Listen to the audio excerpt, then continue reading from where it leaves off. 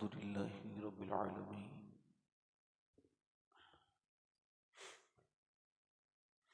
वस्सलातु वस्सलामु अला अशरफिल अंबियाइ वल मुरसलीन अम्मा बाद फ़अऊज़ु बिल्लाहि मिनश शैतानिर रजीम बिस्मिल्लाहिर रहमानिर रहीम लक़द कान लकुम फ़ी रसूलिल्लाहि उस्वतुन हसना सदक़ल्लाहुल अज़ीम। क्या बात रज़ा उस चमनिस्ताने करम की, ज़हरा है कली जिसमें हुसैन और हसन फूल। तेरी सरकार में लाता है रज़ा उसको शफ़ी, तेरी सरकार में लाता है रज़ा उसको शफ़ी, जो मेरा गौस है और लाडला बेटा तेरा। आइए मोहब्बत के साथ बारगाह रिसालत में मोहब्बत से दुरूद पाक का नजराना अक़ीदत पेश करें। पढ़िए अल्लाहुम्मा सल्लि अला।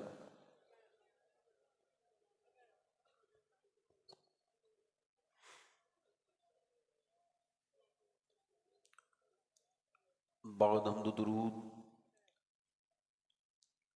वाजिब ताज़ीम लायक तकरीम मेरे इमामे की ज़ीनत व रौनक मुअज़्ज़ज़ उलमाए अहले सुन्नत, मुअज़्ज़ज़ हुफ़ाज़ व क़ुर्रा शोरा सामीईन व सामियात, अस्सलामु अलैकुम व रहमतुल्लाहि तआला व बरकातुहू।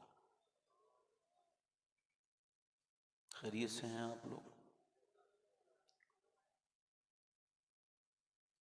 रात बहुत हो गई, 12:15 से ज़्यादा का टाइम है।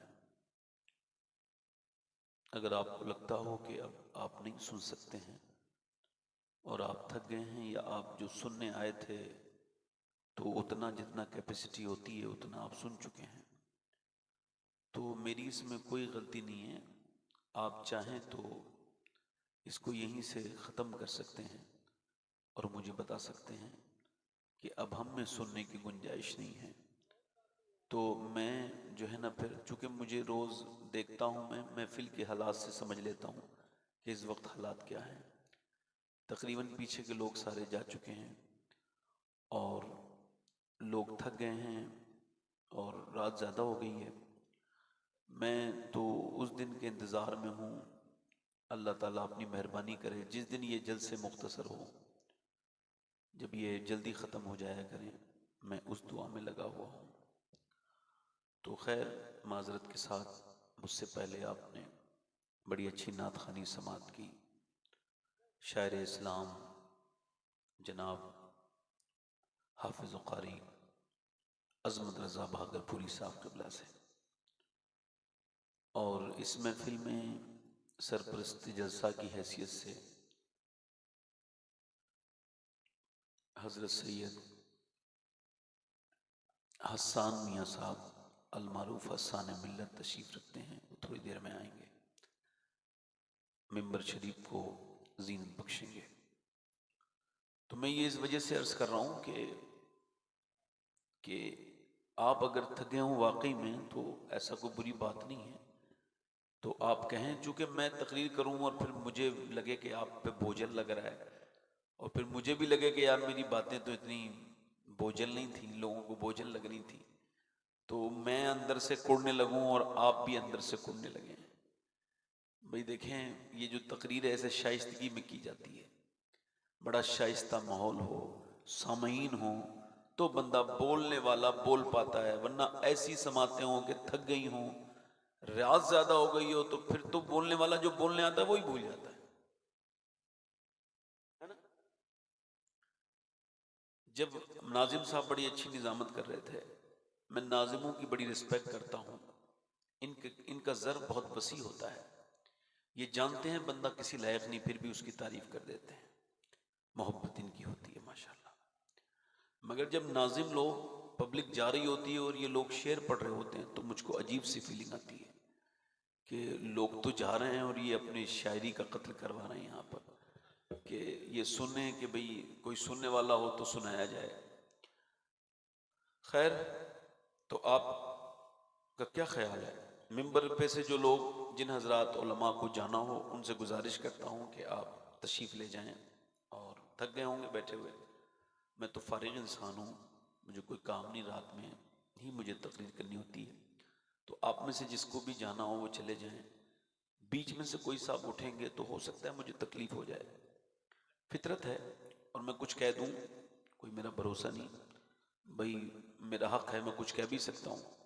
तो पहले गुजारिश करता हूं पब्लिक में से या उलमा में से जो साहब जाना चाहते हो, उनसे बड़ी गुजारिश है कदम बोसी करके कि आप तशरीफ ले जाएं, आप दुरूद शरीफ पढ़ लें।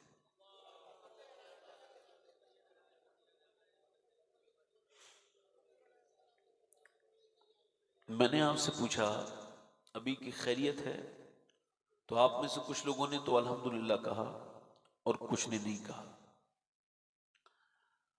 मैं एक सवाल आपसे करता हूं और उसके बाद मेरी तकरीर यहीं से शुरू हो जाती है। अल्लाह ने इंसान को क्यों पैदा किया है?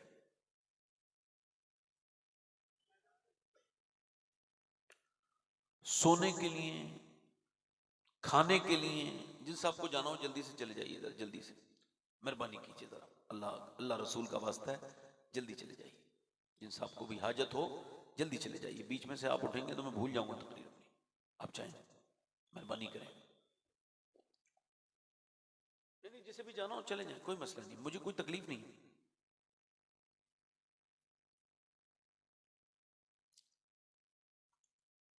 इंसान को अल्लाह ने बेमकसद पैदा नहीं किया।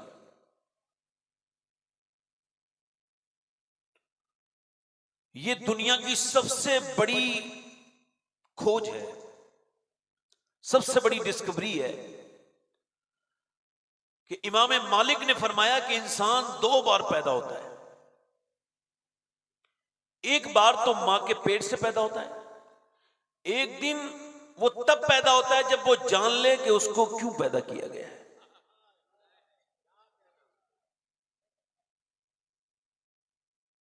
यानी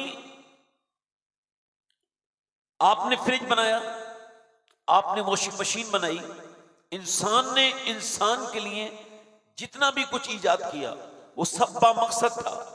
आपका प्लेन सवारी के लिए है, आपकी गाड़ी सवारी के लिए है, आपकी वॉशिंग मशीन कपड़े धोने के लिए है, आपका फ्रिज खाने को महफूज रखने के लिए, पानी ठंडा करने के लिए है। आपने जो भी अपने लिए बनाया, इंसान ने तो सब बेमकसद नहीं बनाया, बामकसद बनाया। तो क्या अल्लाह ने इंसान जैसी खूबसूरत मखलूक को बेमकसद पैदा किया?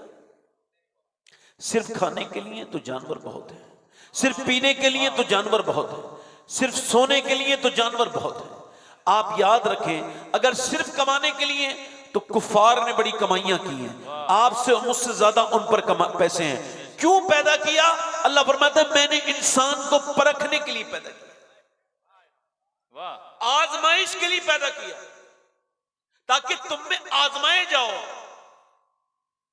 दुनिया में आना 50-60 साल की जिंदगी, अल्लाह चाहे तो वो हादसा ना हो, कोई मौत ना आए। तो ये जिंदगी क्या इतनी लंबी थी कि आपने सिर्फ इसमें अपने घर बनाए, अपनी चीजें दुरुस्त की, अपना मकान तैयार करवाया, अपनी बीवी बच्चों ख्याल किया, अपने मुस्तकबिल साजी की। इंसान एक ऐसा बदतरीन किस्म का मुस्तकबिल साज है जिसके मुस्तकबिल में मौत के लिए कोई जगह नहीं होती। हालांकि और कोई बात मुस्तकबिल में हो ना हो, मगर मौत होकर रहेगी। मौत आकर रहेगी। मगर इंसान ने इस तरफ नहीं सोचा, इंसान ने इस तरफ गौर नहीं किया। इंसान ऐसी अपनी जिंदगी को गुजारता रहा। आप जब फजर की वक्त है, नींद बहुत तेज है, भाई अब थोड़ा माइक ठीक कर दें, इसका इको कम करें, इसका ट्रेबल बढ़ाएं, माइक साफ कर दें। अल्लाह ने आपको क्यों पैदा किया? आजमाइश के लिए, परखने के लिए कि आप में से कौन नेक अमल करता है और कौन उसको भूल जाता है। फजर का वक्त हुआ है, अजान हुई है, नींद ने आपको अपनी आगोश में ले रखा है, आपका बदन रिलैक्स है, बहुत गहरी नींद है, मगर अजान की मध्यम मध्यम आवाज कानों में आ रही है, यहां आपकी आजमाइश शुरू हो गई। अब आपने अगर अपने बिस्तर को छोड़कर फजर की नमाज के लिए चले गए तो ये पहली आजमाइश में आप कामयाब हो गए। वाह वाह वाह वाह वाह, सुभान अल्लाह सुभान अल्लाह सुभान अल्लाह। अब आप फजर की नमाज के बाद घर आए, नाश्ता आपने किया, एक वाहियात किस्म की, बदतरीन किस्म की, एक बड़ी घटिया किस्म की कपड़े पहने हुए एक औरत जो बड़ी आवारा किस्म की है, उसने टाइट लिबास पहन रखा है, उसने अपने सर पे से दुपट्टा अलग कर रखा है, उसके जिस्म पर आपकी नजर पड़ी है, एक बार ही आपने देख लिया है, फिर आपको हुजूर याद आ गए और आपने कहा है या इलाही रंग लाएं जब मेरी बेबाकियां। उनकी नीची नीची नजरों की हया का साथ हो, आपने अपनी आंखों को कंट्रोल में किया है, दूसरी मर्तबा नहीं देखा है, आप कामयाब हो गए। ये दूसरी आपकी कामयाबी। अभी आप घर में आए हैं, अम्मी ने सख्ती से कुछ कहा है, आपने उसको बर्दाश्त कर लिया है। मेरी माई तो है, मेरे शेख मुहियुद्दीन अब्दुल कादिर जीलानी गौसुल आजम इरशाद फरमाते हैं, अगर माँ बाप को माँ बाप समझ के एहतराम करोगे तो ना कर पाओगे। अर्ज की हुजूर, अगर माँ बाप समझ के ना एहतराम करें तो फिर क्या समझें? फरमाया अल्लाह और उसके रसूल का हुक्म समझो, तुम उस हुक्म के गुलाम हो, चाहे मां का अखलाक कैसा भी सही, मगर तुम उसके गुलाम हो।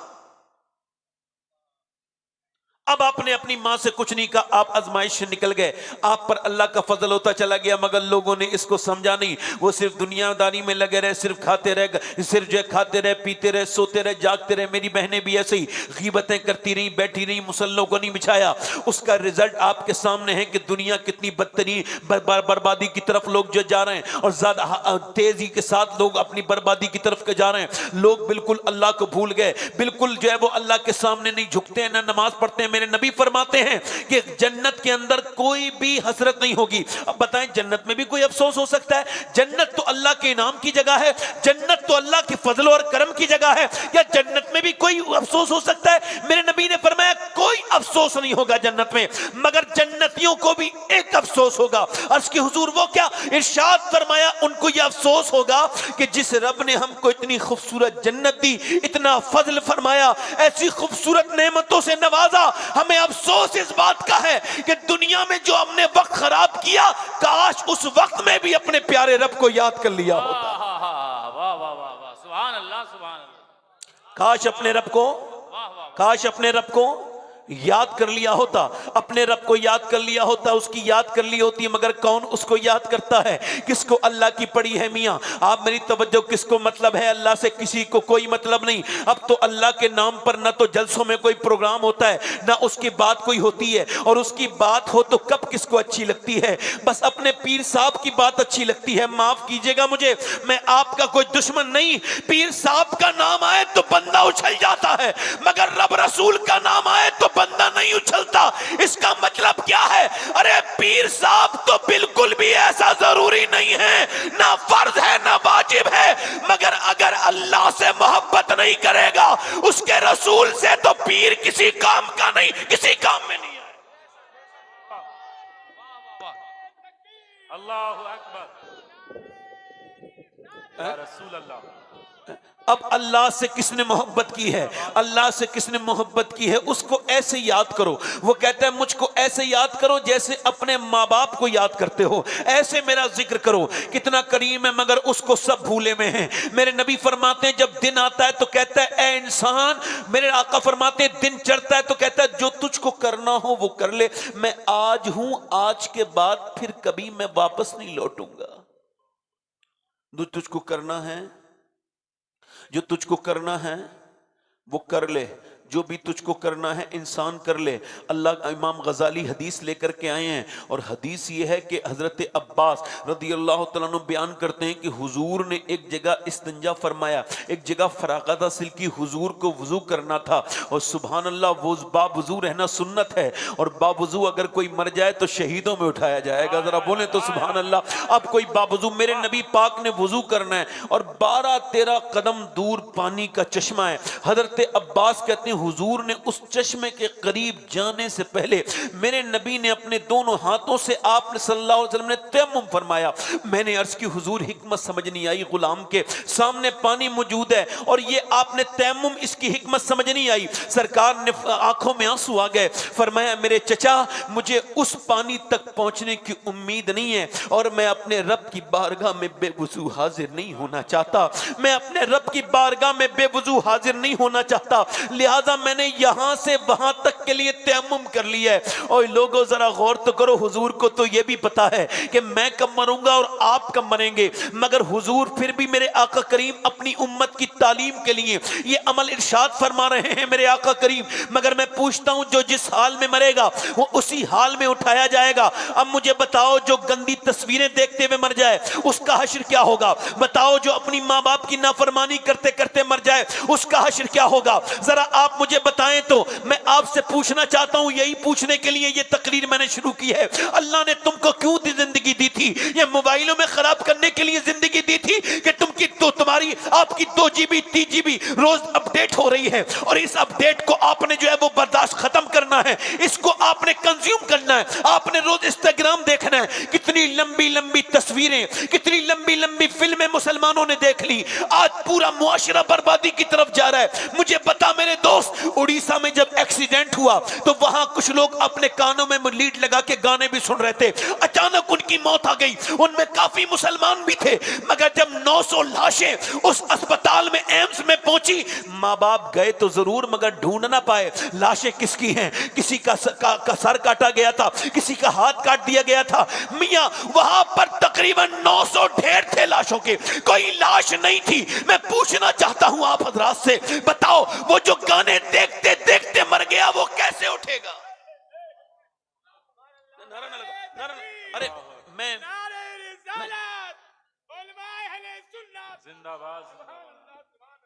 मुझे आप ये ना समझे कि मैं कोई परेशान हो रहा हूं। भाई फेंके ना मेरे ऊपर पैसे आप, नहीं मोहब्बत आपकी, आप आए, आपकी जो मैं खादिम हूं, आपका नौकर हूं, मगर आप थोड़ा सा अदब रखें, दिल लगा के बोलें सुभान अल्लाह।